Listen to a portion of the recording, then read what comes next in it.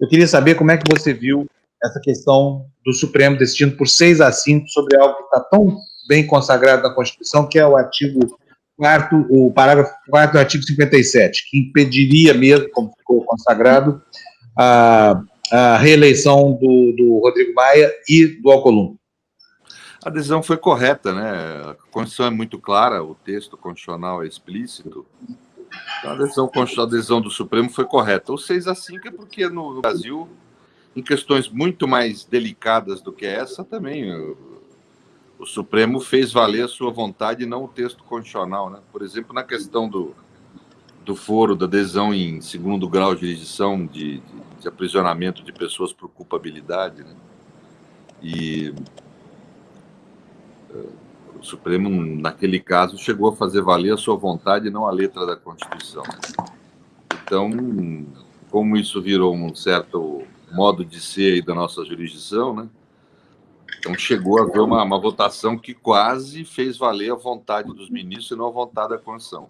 Mas acabou vencendo a letra da Constituição, que é o correto, é o que tem que valer mesmo. Então a decisão não tem nada de excepcional, agora, é correta. Né? Pedro, e o que você achou do voto do ministro Cássio Marques? Eu achei aquele voto tão estranho, porque se o casuísmo pretendido, o casuísmo do bem, já era por si uma manobra estranha, para não dizer espúria, um voto daquele com dois casuísmos em cima de outro pareceu muito mais estranho. Como é que você viu aquilo? É exótico, né?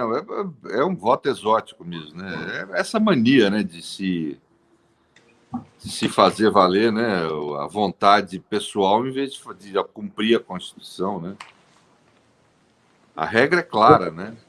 Ou será que é a retribuição pela indicação ali para ocupar aquela vaga? Como é que é? Aquela regra de brasileiro, né? Proibido dançar agarrado, mas se você quiser, tudo bem, né? Quer dizer, então é...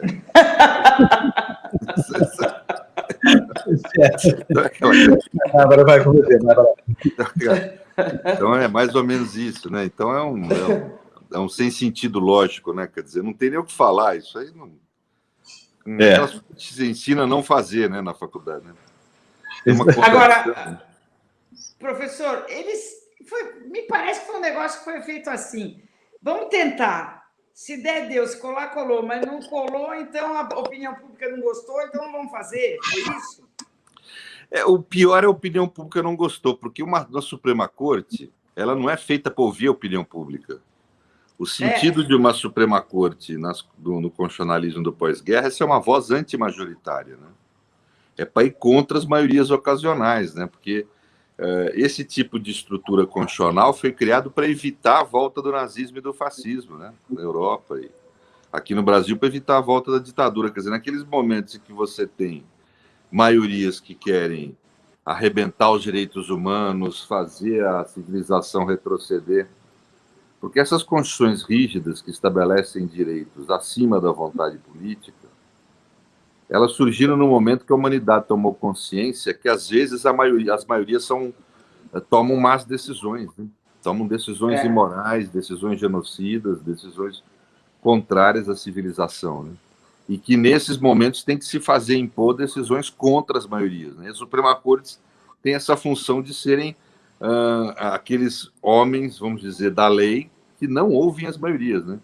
Então, o Supremo brasileiro tem sido uma caixa de ressonância das maiorias, o que é terrível.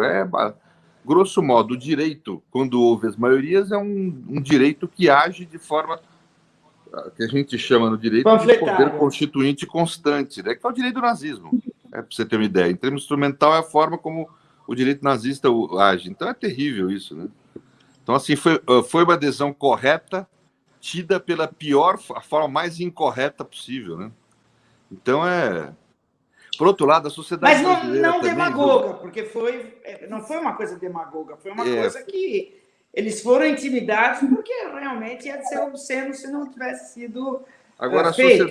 A sociedade brasileira, quando o direito de liberdade das pessoas foi vulnerado, que foi quando a decisão de segundo grau foi aprovada no Supremo, né, de prender as pessoas por decisão de segundo grau e não pelo trânsito em julgado, eu não vi tanta revolta. Sim. Ao contrário, as pessoas comemoraram, mesmo tendo passado por cima do texto da Constituição. Quer dizer, então, também a sociedade que reclamou é muito seletiva nisso. Quando o texto da Constituição é a favor de aprisionar negro, jovem, que mora nas periferias, a sociedade que se dane o texto constitucional. Né?